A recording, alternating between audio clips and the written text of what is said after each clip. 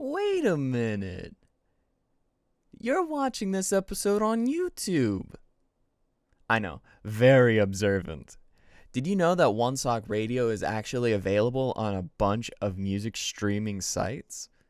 That's right. Go to anchor.fm/one-sock and you can see all the sites that One Sock Radio is available on. Need the link? Just look in the description. Enjoy the episode. Dear Evan Hansen is a musical with book by Stephen Levinson, with music and lyrics by Benj Pasek and Justin Paul. Copyright is reserved by these names. The Dear Evan Hansen script is published by Theater Communications Group. Attention. The following episode has references of suicide, sexual content, and adult language. If you may be sensitive to these topics, please be advised and change the podcast now. Thank you, and enjoy. To analyze a show, you need to learn how to look at every little detail and see its importance, including side characters. Today, we begin just that, and we're going to discuss exactly what they're important for, what Dear Evan Hansen is really about. Hello, and welcome to One Sock Radio. I am your host, Cody Novotny. Good morning. Good morning. Good morning. Good morning. It is time for a little chat. Sit back and relax. How about that? Make some breakfast and a cup of joe. Take some sips and on we'll go. Enjoy. Before I begin, like I said in the last episode, these are all my interpretations. You could easily find different conclusions than me, and that is perfectly fine. Also, there are going to be massive spoilers in this episode. So, what is Dear Evan Hansen really about? From looking on the surface, you could think that the show is about suicide and its prevention, or mental illness awareness, or something along those lines. But did you know that this show was originally supposed to be a visible satire? I say visible, meaning like obviously a satire.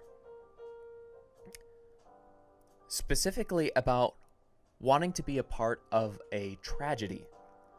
You can find this at any recording of the panel interview at Broadway Con 2017 or in the book Dear Evan Hansen Through the Window with interviews and text by Adam Green and Susie Evans.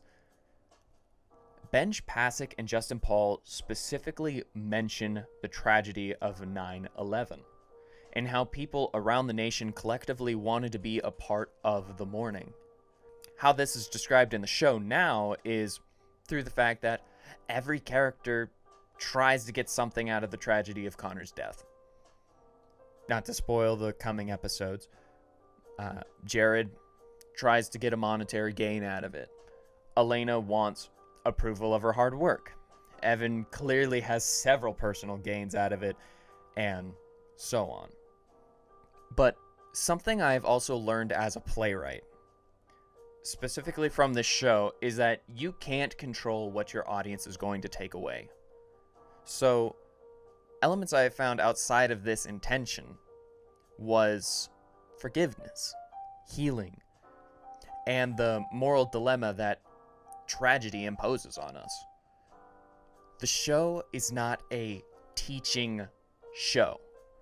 It doesn't have a lesson, or at least not an intended one. Yes, there are some feel-good songs that have some nice messages in them, but that is not what the show is fully about. To put my own anecdote into it, I have unfortunately experienced this kind of loss in my life. A friend of mine took his own life in high school. about a month or two from graduation. To this day, I'm still a bit sensitive about it. I've done my healing, but it's not the kind of thing you can just shake off. Looking back on it, though, not that I was thinking about it at the time, obviously, it was incredible to see how the school came together. How someone who felt so small to do such a thing to themselves was able to move an entire student body. I'm not commending his actions. I'm just saying I've been there. I've seen it firsthand. People were not afraid to speak up and say they knew him or that they were friends with him. And the scary thing that Dear Evan Hansen brings up is that when people are in that state of mourning after a tragedy like this, they are willing to believe anything. Cynthia and Larry, Connor's parents, were willing to believe that Evan was Connor's friend off of two tiny pieces of evidence that were easily disproved. Evan told them the letter wasn't by Connor, but when Cynthia saw the signed cast, that solidified it for her. She would not take no for an answer. And that is the moral dilemma of the show. What are the lengths we are willing to go to heal? What are the lies we tell? And most importantly, the most proposed question connected to the show: what are the lies we tell ourselves? Something that James Lapine specifically asks in the foreword of the script. Can these lies be forgiven?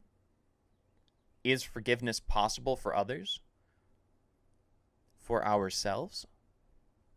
This is the main action for Dear Evan Hansen. To propose these questions, to reflect the situation and make the audience come to their own conclusions, to present the moral dilemma of a tragedy. And this is what every single subplot is connected to in one way or another. The show is not actually biased for or against Evan, which is something I hope I can get people to understand. The best piece of evidence is the ambiguous ending of the final French scene between Zoe and Evan at the orchard. But that is a topic for a later episode. And now, with that clarified, let's start talking about our first character of the show, but not first in appearance. The following is an excerpt from Scene 1, Act 1 of Dear Evan Hansen. Jared Kleinman approaches Evan with the kind of practice swagger only the deeply insecure can truly pull off. Is it weird to be the first person in history to break their arm from jerking off too much, or do you consider that an honor? I love how Stephen Levinson introduces all the characters in this show. He is able to fully capture their personality in just their first mentions of the script. Not only can you tell that Jared is going to be a major source of comic relief in the show, but it also helps us peer into his more real self. But in the stage directions I just read, specifically states that he is, quote, deeply insecure. In order to fully understand Jared's character, we need to look at how he aids in the progression of the show. To do this, I'm going to be doing a kind of a wackier approach if you aren't familiar with it. This technique was specifically founded by David Ball and is talked about a lot in his book Backwards and Forwards, a technical manual for reading plays. So if you want to know more about it and a couple other of his theories, I highly suggest you check out that book. But just so you're not completely in the dark, I'm going to describe it really quick. Basically, what we do is we start at the final moment of the show and look at how the previous moment triggered the next one to occur.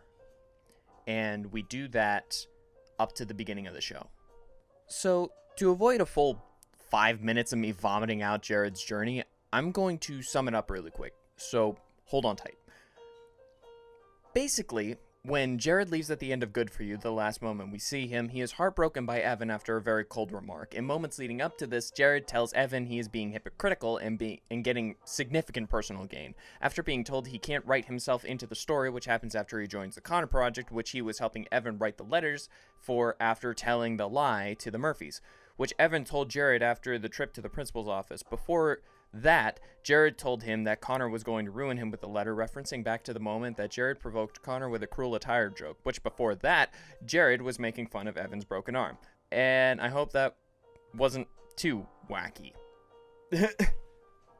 Jared is an interesting character, mostly because of how truly difficult he is to figure out.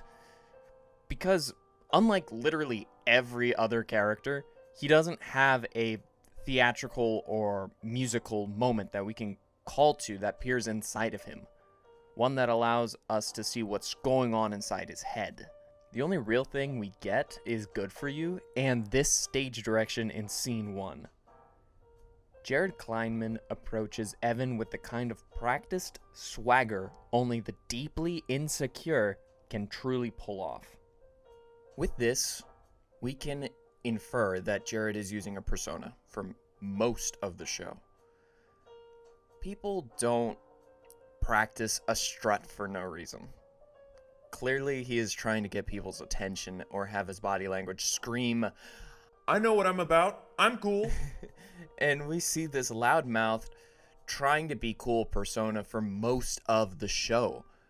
The only real time we see it break is when Evan points out Jared's contradictions in the French scene in Good For You. The following is an excerpt from Scene 7, Act 2 of Dear Evan Hansen. It means you should remember who your friends are. I thought the only reason you ever talk to me is because of your car insurance. So, maybe the only reason you talk to me, Jared, is because you don't have any other friends. I could tell everyone everything. Go ahead, do it. Tell everyone how you helped write emails pretending to be a kid who killed himself. Like a helpless, heartbroken little kid. Fuck you, Evan, asshole. The moment we see this persona break is when Evan tells Jared he was pretending to be Connor. Sure, you could look at this effectively being blackmail, but I believe there's something more to this moment. Call it a reach or a stretch or whatever you want, but I believe that Jared actually starts to insert himself into Connor's fake personality that he and Evan created. Stay with me. If Jared really thought making the letters were stupid or didn't agree with Connor's personality, why does he start singing in Sincerely Me? I always thought it was a type of metaphor, like he was getting in the groove of it, like some sort of dad joke.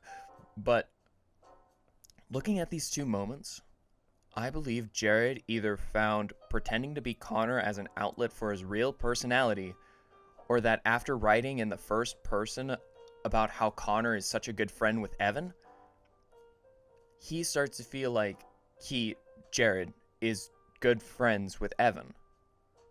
Which makes sense, right? We never really see a friendship moment between Jared and Evan, aside from Jared being open for Evan to vent. He openly insults him and coaxes him to continue the lie. But there are also the moments where he, in a sarcastically hostile way, warns Evan that he is becoming hypocritical and abusing personal gains. I don't know about you, but the real friends are the people who care so much that they are willing to call you out on your bullshit without hesitating. In a sense, he doesn't want Evan to become a psychopathic monster out of this. And when does this start? When Jared starts writing in the perspective of Connor in the emails. I don't believe that Jared thinks he's Connor. He's clearly smart enough to know the distinction between fiction and reality. But Writing in the perspective of fake Connor clearly has an effect on how he sees Evan. Almost like Jared begins to believe that he and Evan are really close friends after writing so many emails about how someone else is really good friends with Evan. It's like that saying you hear occasionally, you fake it until it becomes true. Your personality or personal thoughts / beliefs can change if they get subjected to a certain kind of action or event enough times. And that is what I believe happened with Jared. That is why I think he starts singing in Sincerely Me. That's why he wants to write himself into the story. He even describes the friendship between Connor himself and Evan as awesome and heartwarming in these new emails. He doesn't just want to write in the perspective of Connor, he wants to be in it. That's what makes Evan's line in Good For You hurt so much for Jared. It breaks this fantasy completely. It makes Jared see that Evan truly isn't who he thought he was. That the friendship Jared started to feel with Evan wasn't mutual. I'm going to quote this line again. Go ahead, do it. Tell everyone how you helped write emails pretending to be a kid who killed himself. That is how Jared fits into the main action of Dear Evan Hansen. He begins to tell himself that he and Evan have a close mutual friendship, even though he makes it clear that they are only family friends. He still listens to Evan vent. He still helps him with the emails. And he still warns him of the coming destruction. And the writing of the emails just builds this concept inside his head. And all of it falls apart as Evan wrecks this fantasy with a single anxiety-fueled comment. To wrap this up, not only is Jared a huge source of comic relief in the show, but Levinson, Pasek, and Paul have created a character with such depth and complexity. Even though Jared, structurally speaking, is utilized to break up the heavy moments of the show, he still, in my opinion, fits perfectly in the world of Dear Evan Hansen. He continues to push the question, what are the lies we tell ourselves? James Lapine. And furthermore, are we even aware that we are telling them?